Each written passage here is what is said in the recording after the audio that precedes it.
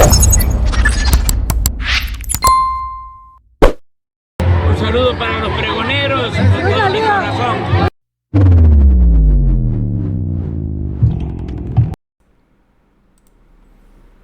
Amigos, bienvenidos a una nueva transmisión más a su canal Pregonero Informa, servidor Idris Rodríguez, transmitiéndoles todavía desde el día de hoy. Nos encontramos en este lunes 16 de enero del 2023. Si nos estás viendo por primera vez, muchísimas gracias por tu tiempo y por tu espacio. Solamente pido tu apoyo con la suscripción para que cada día podamos ser más en esta gran familia pregonera. Señores, a un día de que inicie el juicio contra Genaro García Luna, tal parece que las cosas se ponen pero muy feas para el señor Felipe Calderón. Que dicho sea de paso, así fue como lo encontraron ahí en España. Tal parece que con unos tragos de más. Y sobre todo, el mismo mencionando lo que va a ocurrir este martes. ¿Sí? Escúchenlo. Por eso me fusilan el martes por la mañana. Por eso me fusilan el martes por la mañana. Y sí, mañana martes inicia el juicio contra Genaro García Luna, en el que queda más que evidente que el señor está totalmente coludido con él y que sí sabía. Y bien que anda nervioso porque sabe que no va a sentir lo duro sino lo tupido, igual que otros periodistas. Pero antes de ello, fíjense ustedes, Felipe Calderón y Genaro García Luna encarcelaron al periodista Jesús Lemus en Puente Grande, haciéndolo pasar como un peligroso narco. Su único delito: escribir la verdad sobre la guerra contra el crimen organizado. Hoy en esta entrevista así es como habló sobre este juicio, que es el juicio del siglo, porque van a caer varios. Y eso los tiene vueltos locos, a tal grado de tomarse unos tragos. Bueno, él estando, pues ahora sí que en su hábitat, totalmente borracho, sube, canta y dice: me van a fusilar el martes.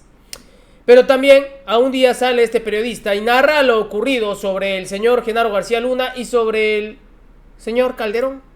Escuchen, porque en su momento lo detuvieron, según, por ser un peligroso narco, cuando no era verdad. Querida Sabina. Hablemos de Calderón. García Luna fue designado por el presidente Felipe Calderón como secretario de Seguridad, mientras posiblemente seguía traficando droga y protegiendo al cártel de Sinaloa. Te lo pregunto directamente. ¿Tienes evidencia de que Felipe Calderón sabía eso? ¿Sabía que estaba poniendo al secretario de Seguridad a una persona que tenía tratos directos con cárteles de la droga y que traficaba él mismo droga? Por supuesto que existe todo eso, evidencia. O sea, si quieres un acta firmada y jurada, pues nunca la vamos a encontrar, una fotografía tampoco. Pero existen muchos testimonios periodísticos dentro del narcotráfico que señalan justamente esa referencia de que Genaro García Luna, de que Felipe Calderón sabía que Genaro García Luna traficaba drogas, daba protección al narcotráfico y tenía una relación estrecha con muchos narcotraficantes. Quienes han leído mi libro, El Licenciado, de HarperCollins 2020, ahí podrán encontrar una narración que hace en primera persona Sergio Enrique Villarreal Barragán, de Grande, que él habla y él dice testimonialmente que él fue testigo de una reunión entre Ismael Zambada García y Arturo Beltrán Leiva, una reunión que se dio apenas resultó Felipe Calderón electo en el 2006, y se dio esa reunión para acordar una bolsa económica por parte de los cárteles de Sinaloa y de los Beltrán Leiva para pagarle a Felipe Calderón la cantidad de 20 millones de dólares para que pusiera al frente de la Secretaría de Seguridad Pública a Genaro García Luna. Ese testimonial es de Sergio Enrique Villarreal Barragán. Ahí está. O sea, ¿qué más quieren? Pues nada más falta que la gente quiera ver un recibo de este señor recibiendo el dinero, ¿no?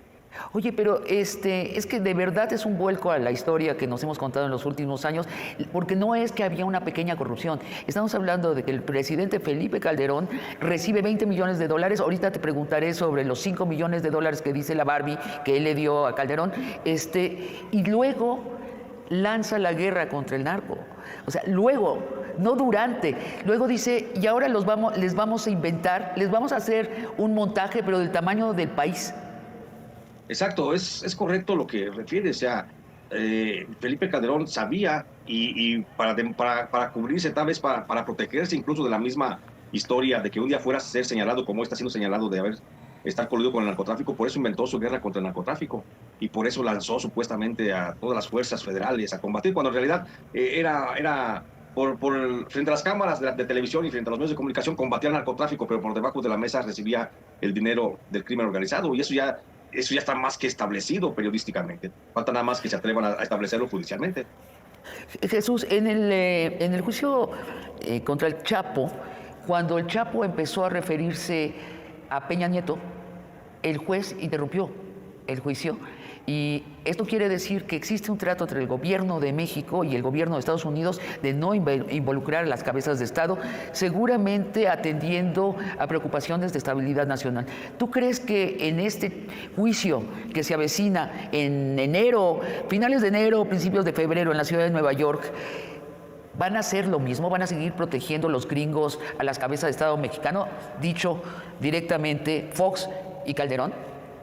Yo pienso que son otros tiempos. Podría ser que no. Podría ser que se permita que se mencionen algunos nombres pues de presidentes o expresidentes dentro del juicio.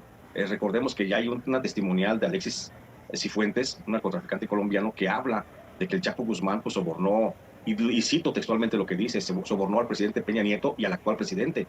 Y esa declaración fue hecha justamente en el 2019. Entonces, creo que... ¿A López Obrador? Así dice la testimonial, a Enrique Peña Nieto y al actual presidente, y fue una declaración que hizo en el 2019 Alexis Cifuentes. Entonces, ese tipo de declaraciones y ese tipo de que esté documentado ya en una testimonial pública de la Corte de Estados Unidos, habla de que posiblemente el juez Brian Hogan pueda ahora sí permitir que se mencionen los nombres que se tengan que mencionar para ir esclareciendo poco a poco la historia del narcotráfico en México. En México y en Estados Unidos, ¿no? Porque también ellos nos tienen que contar la historia secreta de su tráfico, y haremos otro programa sobre esto, la historia secreta del tráfico de drogas en Estados Unidos y el solapamiento de la CIA, la FBI, la DEA a ese tráfico de drogas y los presidentes americanos. Oye, se ha filtrado recientemente que la Barbie afirma que le pagó $5 millones al presidente Calderón. ¿Es así? ¿Ha lanzado la acusación? Bueno, sé que hay una versión pública en ese sentido, pero yo no tengo ningún dato testimonial y documental que refiera a esa posibilidad. De lo que yo te puedo decir es que yo tengo el testimonio nada más de Sergio Enrique Villarreal Barragán, que habla de que le pagó $20 millones al presidente. 20, pero no desconozco, no tengo ningún dato en el sentido de la Barbie. Ahora, a todo esto, ¿dónde está la Barbie? La Barbie está siendo testigo protegido. Él ya no está en ninguna prisión de Estados Unidos, él ya no está bajo la protección, bajo la observación del gobierno federal, pero sí bajo la protección. Justamente, él es un testigo protegido que posiblemente desde junio de este año haya estado ya fuera de la prisión, posiblemente con otra identidad, posiblemente con otro rostro, posiblemente con un trabajo a lo mejor decente en alguna parte del mundo. En una trapalería. ¿Te lo imaginas en una trapalería? Bueno, en una trapalería con sus millones de dólares guardados en el banco, pero por supuesto que está en alguna parte protegido porque es un personaje al que el gobierno norteamericano considera que le puede seguir explotando, considera que le puede seguir obteniendo información y podría ser útil en el futuro. ¿Te acuerdas esa foto cuando apresaron a la Barbie? La sonrisa de la Barbie, ¿no? Con su camiseta polo, y realmente divertido ante todo el circo que estaba sucediendo alrededor. ¿Tienes indicios que él ya sabía lo que iba a negociar? ¿Que iba a negociar su libertad por esto? Sí, ¿verdad? Por supuesto. De eso es de lo que se reía. Estaba riendo, sin duda alguna de eso estaba riendo, y de eso también se reía en su celda en la cárcel de Puente Grande Sergio Enrique Villarreal Barragán, y de eso también se reía en un momento determinado Alfredo Beltrán Leiva en la celda de la cárcel, y de eso seguramente puede estarse también riendo el propio Rafael Caro Quintero para que nunca lo extraditen en Estados Unidos, porque son narcotraficantes que, aparte de haber acumulado tanto poder, tanta riqueza, tuvieron también tanta información de funcionarios públicos corruptos que sabían que esas eran sus puertas de salida en algún momento determinado de cualquier cárcel fuera en México o en Estados Unidos, y eso es lo que les va a permitir a final de cuentas salir de la cárcel. Por eso no dudo que la risa de la Barbie pues debió haber sido por ese motivo. Y en contraste a la risa de la Barbie, ¿quién crees que ahorita se está mordiendo las uñas? Aparte de Calderón y Fox, ¿eh? Aparte de ellos, sin duda alguna, creo que debe ser el secretario de Gobernación el secretario de Gobernación. Sí, el secretario de Gobernación de Enrique Peña Nieto, el propio Miguel Ángel Osorio Chong, que podría estar también relacionado, el propio general Salvador Cienfuegos Cepeda, secretario de la Defensa Nacional del gobierno de Enrique Peña Nieto. Creo que serían los más importantes funcionarios públicos en México, o exfuncionarios públicos, uno de ellos, que se esté mordiendo ahorita los labios, porque seguramente van a surgir muchos nombres en este juicio de Genaro García Luna, porque hay mucha gente que le dio todavía contratos a Genaro García Luna, te digo, desde la Secretaría de Gobernación, cuando ya se sabía de su colusión con el narcotráfico y seguía vendiendo servicios de espionaje, software y hardware al gobierno federal mexicano. Entonces, Oye, Salinas Pliego montándole una compañía de seguridad a la mano derecha de García Luna. ¿Qué tal? Hasta el día previo en donde lo atraparon a Palomino, era el jefe de seguridad del grupo Salinas. Mucho que hablar de eso. Vamos a un corte y regresamos. García Luna está a punto de ser juzgado en Nueva York y fue apresado hace un par de años. Sin embargo, las víctimas de su injusticia, muchas de ellas siguen en las cárceles. ¿Cómo es posible eso? Pues es posible esto, primero porque tenemos una grave corrupción, como lo ha dicho el presidente López Obrador, Sabina. Tenemos una grave corrupción en el sistema de administración de justicia, que son los jueces. Los jueces federales son los que han permitido que haya gran cantidad de inocentes encarcelados, aún en el gobierno del presidente Felipe Calderón, que todavía estén presos ahí.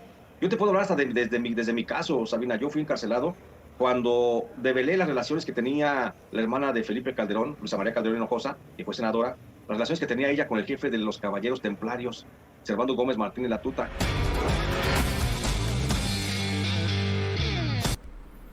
Fíjense ustedes nada más. Pero no terminó ahí. Escuchen ustedes esta parte, porque también se pone bueno. Y les digo, van a caer o van a salir muchos nombres. Aparte de funcionarios, periodistas, y de igual forma, para que vean ustedes quiénes nos controlaban y a quiénes se les creía. Sin embargo, seguía ejerciendo un poder. ¿Nos puedes explicar en qué consistió el poder de García Luna en el sexenio de Peña Nieto? Claro, después de que termina Genaro García Luna su función como secretario de Seguridad Pública con Felipe Calderón, el gobierno de Enrique Peña Nieto hizo una labor de cabildeo.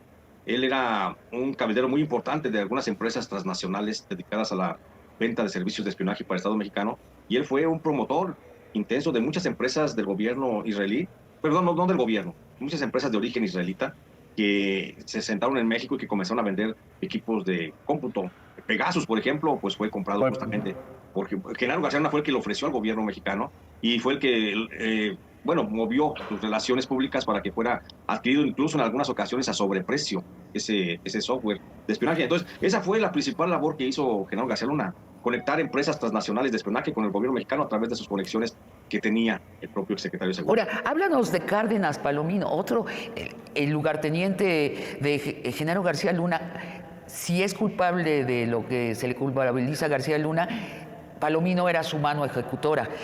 Este señor se pasa el sexenio de Peña Nieto siendo el jefe de seguridad del Grupo Salinas. Cuéntanos, ¿cómo fue eso? El caso de... Es muy importante revisar este tema de Luis Cárdenas Palomino, porque aparte de que fue el secretario particular de Genaro García Luna y que a través de él bajaron muchas de sus instrucciones, no nada más de recibir cobros o de dar protección a ciertos grupos de narcotráfico, sino también de ejecutar a algunos de los comandantes que ya le eran incómodos al propio Genaro García Luna, pues también Luis Cárdenas Palomino fue promotor de la privatización de la seguridad pública del gobierno mexicano.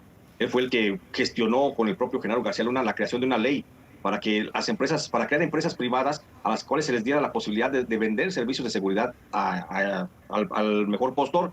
Y gracias a él se crearon 360 empresas particulares de seguridad pública que misteriosamente ganaron contratos para cuidar los servicios de seguridad en estaciones de tren, en aeropuertos, en puertos, en centrales de autobuses, puntos neurálgicos del país por donde transitan drogas, armas, inmigrantes y cualquier tipo de cosa que puede beneficiar. El caso es que Luis Cárdenas Palomino fue el autor de esta maquiavélica situación que poco se ha dicho de cómo se privatizó y cómo se sigue manteniendo la privatización de la seguridad pública. ¿Quién maneja las cámaras de seguridad de la Ciudad de México? Pues es una empresa particular. Es una empresa particular donde tiene que ver Palomino.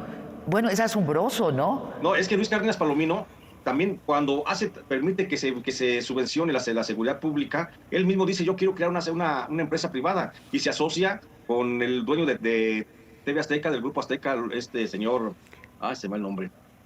¿Cómo se llamará? Ricardo Salinas Pliego. Ricardo Salinas Pliego. No sé si se me iba el nombre. Sí, Ricardo Salinas Pliego se asocia con Luis Cárdenas Palomino y crean una empresa que se llama Adamantium, y a través de Adamantium le ofrece o se vende servicios él mismo de seguridad a todo lo que es el corporativo Azteca. Y no nada más eso.